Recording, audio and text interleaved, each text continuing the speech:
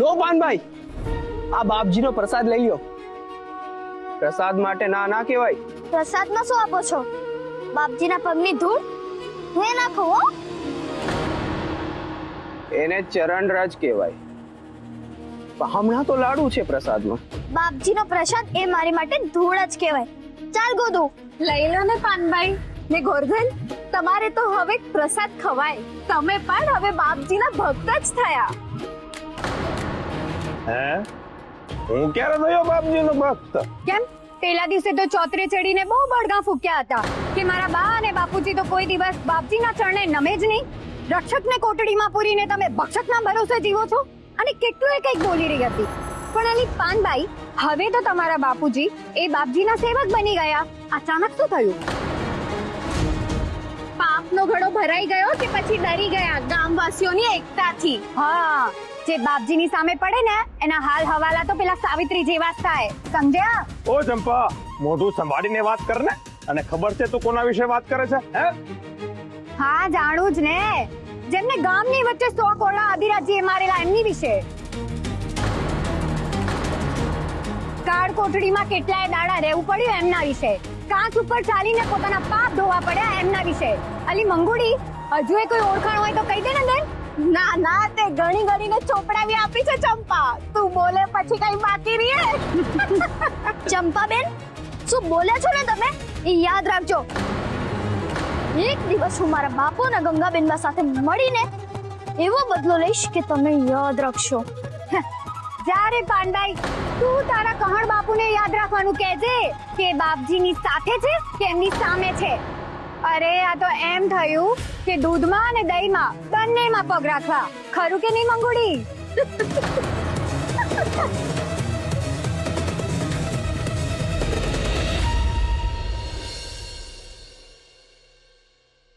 બેનબા. પાનકી, હે પાનકી, શું થયું? કેમ રડે છે? ભક્તબા કઈ બોલ્યા? મામી આવ્યા તો રડે કેમ છે? ગોરધનભાઈ તને કઈ બોલ્યા? ના ના બા, પેલો જગલો છે ને બજારમાં પ્રસાદ વેચતો હતો અને પાનકીએ ના પાડી ને તો પેલી ચંપા અને મંગુડીએ એલફેલ કીધું આને. હું એ ચંપા અને મંગુડીને નહીં છોડું. એ મારી ગદાદારી ભીમ, શાંત થઈ જા. અને તું મને કહીશ થયું શું છે? એ ચંપા અને મંગુડીએ કહ્યું કે તારા બાપુ બાપજીના ચાકર છે, દાસ છે. એ મારાથી સહન નથી થતું બેનબા. બાપુ કેમ કરે છે? એમને ના પાડો ને. બાપુને કહો કે આદિરાજ નકામો માણસ છે, એ બધાને ત્રાસ આપે છે. બાપુને સમજાવો ને બેનબા, બાપુને સમજાવો.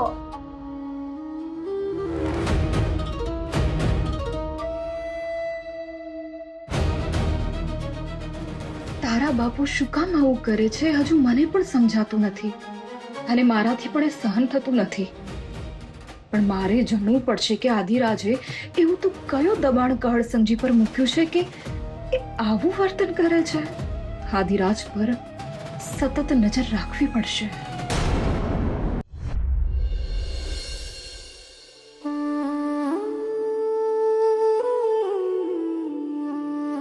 કુંવર, હું ને તારા બાપુ આજે બહુ જ ખુશ છે કે તું પણ બાપજીના ધર્મને સમજી ગયો. તારા બાપુજી તો હરખના માર્યા બાપજી પાસે પહોંચી ગયા એમને વિનંતી કરવા કે આપણા ગામમાં પધરામણી કરે. બાપજી ગામમાં આવશે? કેટલાય વખતથી એમના સ્થાનેથી બહાર નીકળ્યા જ નથી. હવે તો એમને આવવું જ પડશે. પણ બેટા, બાપજી આવે પેલા ગંગા બહુને સમજાવ કે બાપજીનો જય. આવો આવો, પધારો આદિરાજજી. અરે તમે બેસો કરસન, બેસો. તમને પગમાં ખૂબ પીડા થતી હશે નહીં? ભક્તુબા, હવે ગામ ધણીને ઘણા વાર્યા અને બાપજી પાસે જવા નીકળી જ ગયા. આજ તો છે એક સાચા ભક્તનું પ્રમાણ. જેમ રાજા ભગીરથે ગંગામાને પૃથ્વી પર લાવવા માટે બનાવી લીધા, એમ ગામધણી પણ બાપજીને આ ગામમાં પધરામણી માટે બનાવવા ગયા છે. આદિરાજજી, આજ્ઞા કરો. ભક્તુબા, બાપજીનો પ્રાગટ્યોત્સવ કરવાની ભાવના છે. હા તો શુભ વિચાર છે, અને તમારી ભાવના એ અમારા માટે સદભાગ્ય છે. આદેશ કરો આદિરાજજી. આપણે આખો દિવસ નિર્જળા ઉપવાસ કરીશું અને સાંજથી મોડી રાત સુધી બાપજીના પરચાની કથા અને ભજન રાખીશું. આ પ્રસંગનો લાભ અમને આપો. ગોવર, બેટા તું પણ વિનંતી કર.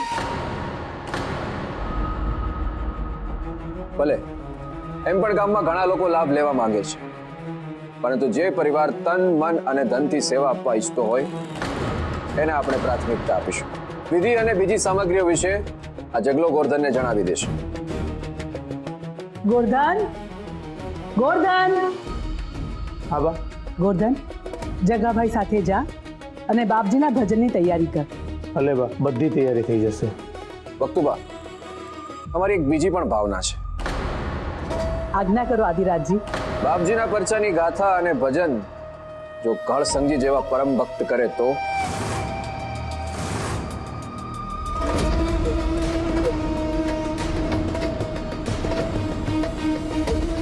મારા કહળના તો ભાગ્ય ખુલી ગયા.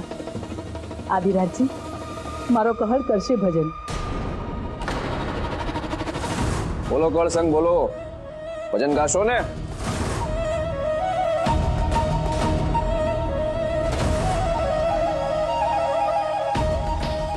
હા, કેમ નહીં? ઠીક છે, તો બાપજીનો આ પ્રાગટ્યોત્સવ ધામધૂમથી ઉજવાશે એ નક્કી થઈ ગયું છે. ચાલો, પ્રણામ. આદિરાજજી, કંઈક ફળાહાર? નહીં ભક્તુબા, અરે બાપજી માટે મેં આજથી જ નિર્જળા ઉપવાસના વ્રત રાખી લીધા છે.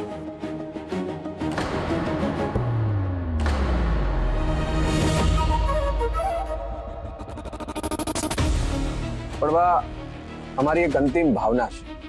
આજ્ઞા કરો. આ ભજનમાં જો ગંગા દેવી કળ બાપુનો સાથ આપે તો મારા બાપજી રાજી થઈ જશે.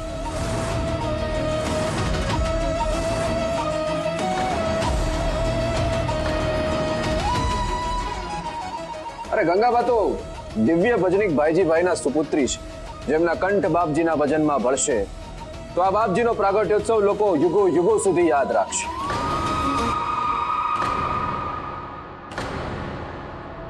ભાઈ, તમે તમારા ગંગાબાને કહો ને બાપજીના ભજન ગાવા માટે. મારા ગંગાબેનબા એમના ભગવાન માટે જ ભજન ગાય છે, કોઈક માણસ માટે નહીં. પાનબાઈ, પણ વક્તુબા, અમે તો સાંભળ્યું હતું કે ગંગાબાએ એક શેઠને ત્યાં સોનાના સિક્કાને બદલે ભજનો ગાયા.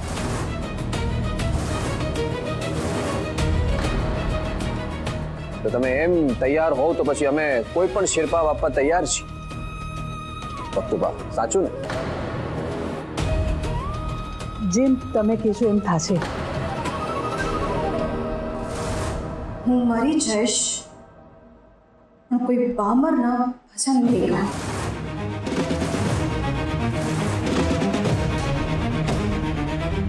હશે, તમે નહીં ગાતા, કહળ ગાશે. તમે રસોડે મદદ કરજો. હું તો નહીં જ ગાઉં, પણ મને ખાતરી છે કે કહળ સમજી પણ કોઈ નશ્વર વ્યક્તિના પરચા અને એમના ભજન નહીં ગાય.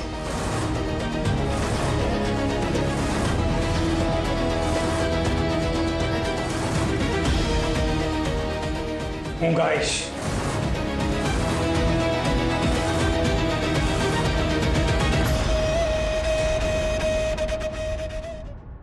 હું આંખ બંધ કરું છું ત્યારે માત્ર મને મારા સ્વામી જ દેખાય છે.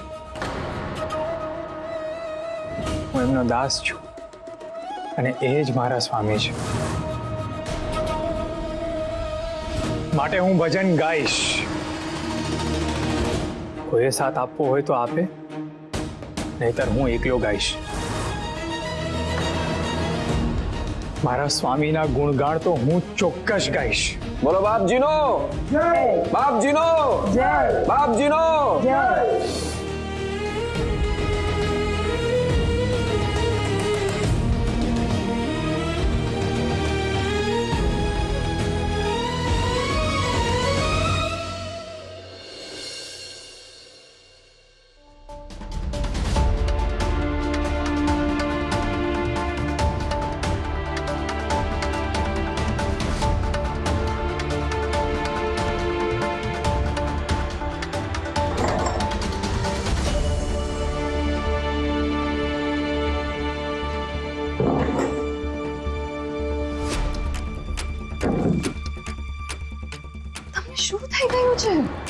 પહેલા ક્ષમા માંગી દંડવત કર્યા કાચ પર ચાલે ને હવે બાપજીના પાખંડી પરચાઓ માટે તમે ભજન ગાશો?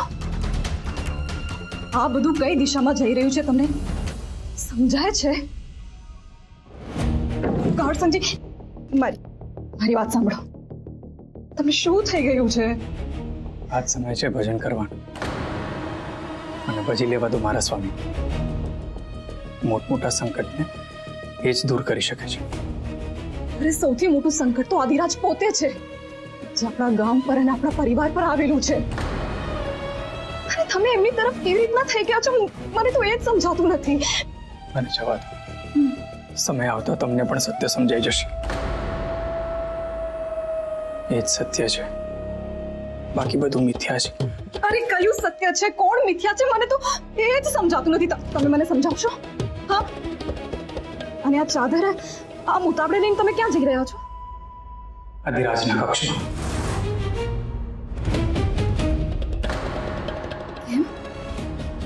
એમના ચરણમાં. ત્યાં જ એમના શરણમાં હું રહીશ. તમે ભૂલી ગયા છો કે તમે કોણ છો? તમે ગામ ધણી ગઢબાજી ગોહિલના શૂરવીર પુત્ર કહળસંજી છો, જે કોઈ પાખંડીના ચરણમાં કે શરણમાં જાય? મને જવા દો. કહળસંજી, મારી આંખમાં આંખ નાખીને બોલો કે મારે સાચે જ આદિરાજની શરણમાં જવું છે. ખસી જઈશ.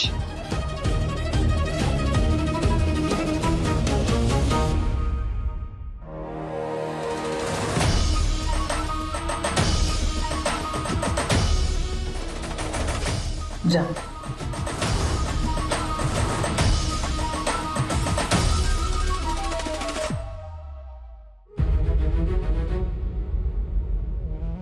કહળસંજી, બા, ગંગા બહુ કહળને જવા દો. કાલે એનો નિર્જળા ઉપવાસ છે અને બાપજીના ભજન પણ ગાવાના છે. આદિરાજની થોડી ચરણ સેવા કરશે ને તો જન્મારો સફળ થઈ જશે. ગંગા બહુ, બા, હું તમને કેવી રીતના સમજાવું કે આજે બધું સમજવાનું હતું એ સમજી ગયો છે. હવે તમે પણ સમજી જાઓ એ સારું રહેશે. ગંગા બહુ, આરામ કરી લો. કાલે બાપજીનો પ્રાગટ્યોત્સવ છે. ઘરમાં ઘણા કામ હશે. જાઓ.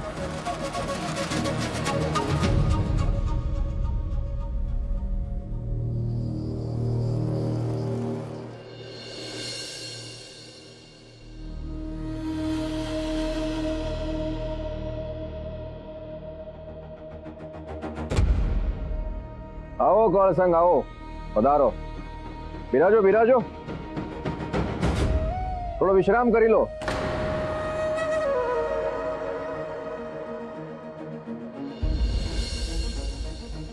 જોયું ધીમે ધીમે શું થતું જાય છે. કોઈ વિચાર્યું પણ નહીં હોય કે આ ગામનો મહાન યોદ્ધા કહળસંગ ગોહિલ આજે ભોંય ભેગો થશે. એક દિવસ બધાને જ થવાનું છે ભોય ભેગા.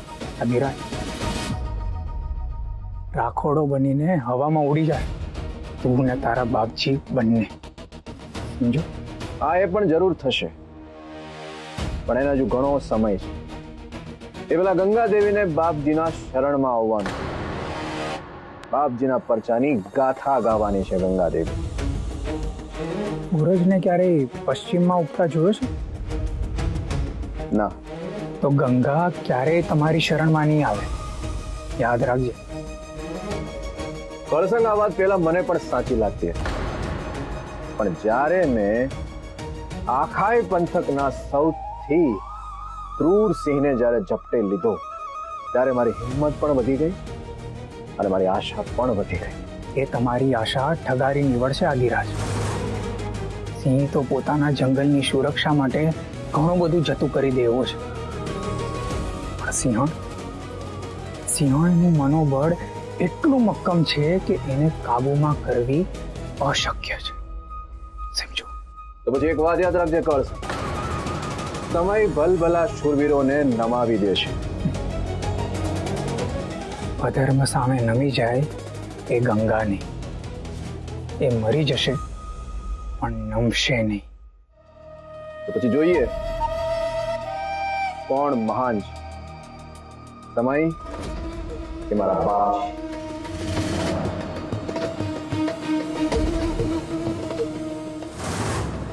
સમજે હવે જાણીએ છીએ કે ગંગા દેવી તમારી શક્તિ છે અને એ કોઈ દિવસ નહીં નમે, પણ તમારા જેવા શુરાને એની શક્તિથી દૂર કરી દઈએ એટલે પતિફા.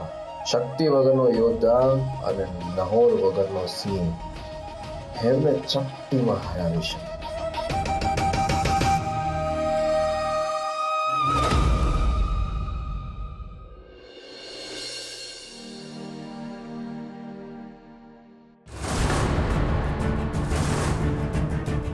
કહડ બાપુ, અમને હતું તમે અમને બચાવી લેશો, પણ તમે એ લોકો સાથે મળી ગયા. તમે અમારા મોતના જવાબદાર છો. મારી પાઠશાળા પાડી નાખી, છોકરાઓનું ભવિષ્ય પણ ડામાડોળ થઈ ગયું. હવે એ જ છોકરાઓ બાપજીના ચાકર બનીને રહેશે. તમે આ બધું રોકી શકતા હતા કહડ બાપુ, તમે આ બધું રોકી શકતા હતા, તમે આ બધું રોકી શકતા હતા. તમારા લીધે જ મર્યા છીએ. હાથીરાજના દાસ કેમ બન્યા? તમે અમને માર્યા. તમે જ અમારી હત્યા કરી. તમે જ અમારા હત્યારા છો. તમે જ અમારા હત્યારા છો. તમે જ અમારા હત્યારા છો. તમે જ અમારા હત્યારા છો. હું હત્યારો નથી. હું હત્યારો નથી. હું તમને કોઈને નહીં મરવા દઉં. હું તમને કોઈને નહીં મરવા દઉં.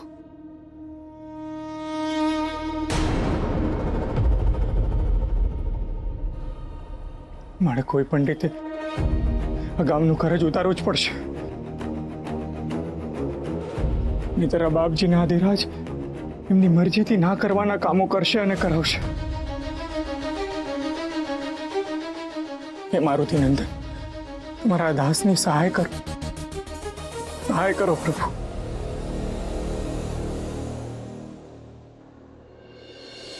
બોલો બાપજીનો જય! બાપજીનો જય! બાપજીનો જય! બાપજીનો જય! જલ્દી પૂજા પતી જાય તો મારે ભજન સાંભળવા છે ને જો મને ભજન ગાવા દે તો મારે પણ એક ભજન ગાવું છે બાપજી માટે. એ ના ના મંગુડી, તું તારા પગે પગ તું ભજન ના ગાતી. હા, કેમ હું ના ગાઉં? ભલી તને યાદ નથી આપણે શ્યામ ભગત ના ત્યાં ગયા હતા તો તું રાગડા તાળી તાળીને ગાતી હતી અને બે ગધેડા ક્યાંકથી આવી ગયા હતા અને કેવી નાશ ભાગતી હતી. ભૂલી ગઈ કે શું? હવે ગધેડામાં અક્કલ કેટલી, એમને શું ખબર હોય કે આ ભજન થાય છે ત્યાં ન જવાય. હવે ગધેડાને એવું લાગ્યું હશે કે કોઈ ગધેડું ભોકે છે એટલા માટે આવ્યા હતા. હે ચંપા, તું છે ને સેજ બોલવાનું બંધ કર. તને શું લાગે છે હું ગાઉં છું ને તો એટલું સરસ ગાઉં છું કે વનમાંથી મોરલા આવી જાય છે, હરણા આવી જાય છે અને બુલબુલ અને કોયલ પણ ખેંચાઈ આવે છે મારા ગીતો સાંભળીને. એ ના ના, હવે એ એવું કહેવા આવતા હશે કે અમારા જંગલમાં સુખેથી અમને રહેવા દો, આ તમે ના ગાઓ, આ રાગડા ત્યાં સુધી સંભળાય છે, એવું કહેવા આવતા હશે. સમજી? ગામવાળાઓ, આજે ભક્ત શ્રેષ્ઠ કળ સંઘ બાપજીની મહિમા ગાશે. હું તમને બાપજીના ચમત્કારની વાતો કરીશ અને જગલો એ બાપજીના સેવાના લાભની વાતો કરશે. તૈયાર થઈ જાઓ, આજે ઘણા બધા ભજન ગાઈશું. તમારામાંથી કોને બાપજીના ભજન ગાવા છે? બોલો બોલો બોલો છોકરાઓ, કોણ ગાશે? હું ગાઈશ.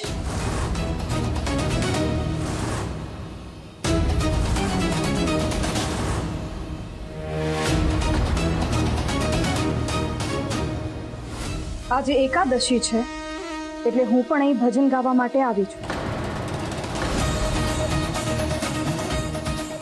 ઓહો હો હો હો, ગંગા દેવી, જો તમે બાપજીના ભજન ગાશો તો પછી આ પ્રાગટ્યોત્સવ મહામૂલો બની જાય. ના ના, હું મારા મહાદેવ અને પ્રભુ શ્રી રામના ભજન ગાઈશ.